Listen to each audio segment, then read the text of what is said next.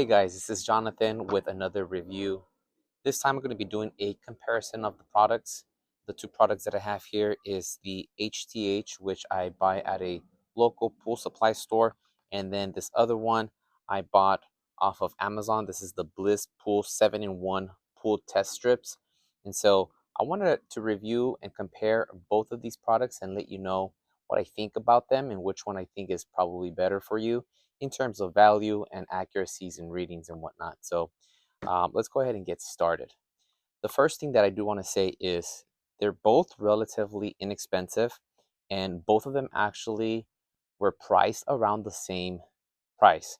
And the thing about that is that this one only comes with 35 strips and this one comes with 150 strips. So that's about 4 times more that you get for this for about the same price.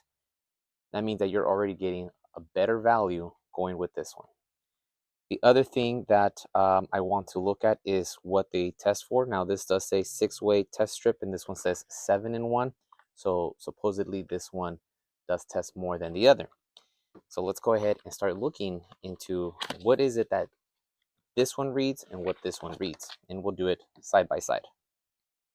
So with the HTH, the 6 items that it looks at is the free available chlorine, the bromine, the cyanuric acid or the CYA, the pH, the total alkalinity, and the total hardness.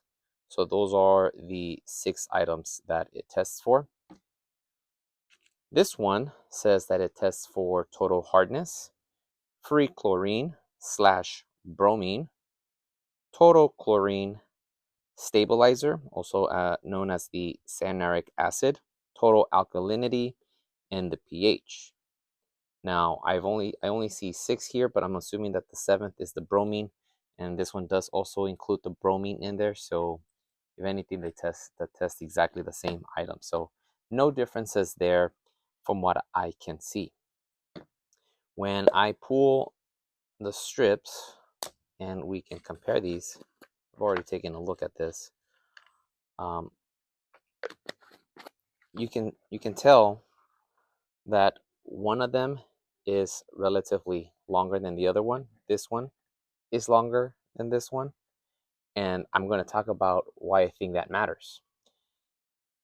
You can see that each of the things that are being measured have a spacing, right? There's some spacing between each one, and that's important because when you test the water, you don't want the water from this to contaminate this one and the water from that one to contaminate, and so on and so forth, right? So the more spacing between, the better, so that you have higher accurate readings. And so already I can see that just because this is a little bit longer and it has more spacing, we're going to have better readings and a more precise way of making sure that we don't contaminate the water and we can get accurate readings at the end of the day.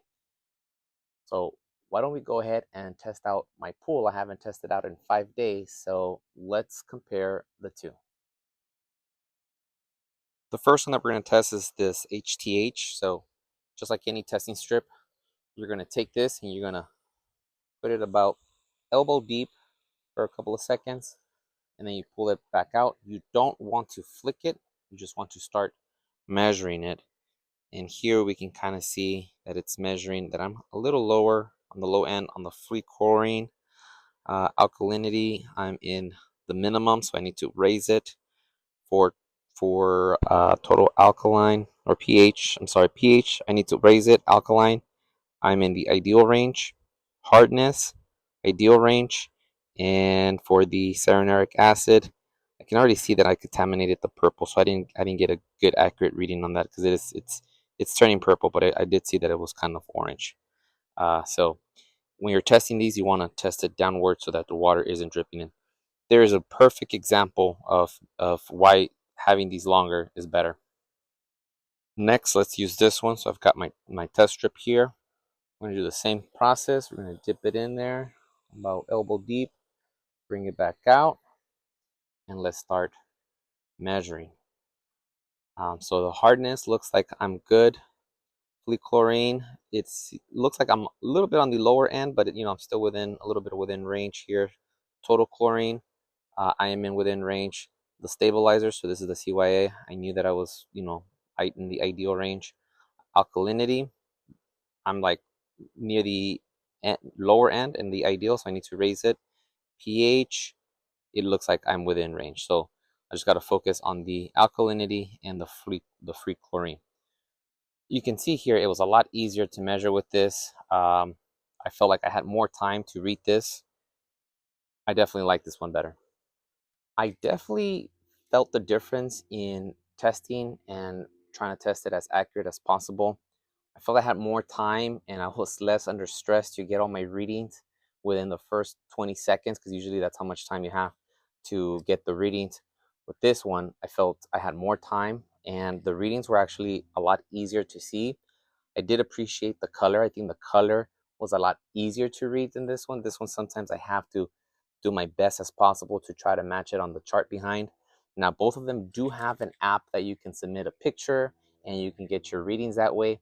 I don't like doing that just because, depending on the lighting and depending on your camera, it can give you inaccurate readings. So for me, the best thing to do is just to do it myself with the sunlight, and I can get the best reading that way. But all in all, I think I like this one better. I think this is the winner. I'm glad that I saw this and I went with this. I think this is going to be a really good investment. So if you're looking for a way to test your pool with inexpensive testing kit and it's something that's going to last you longer, easy, accurate readings, then this is for you. Thank you guys for watching, and I will see you on the next one.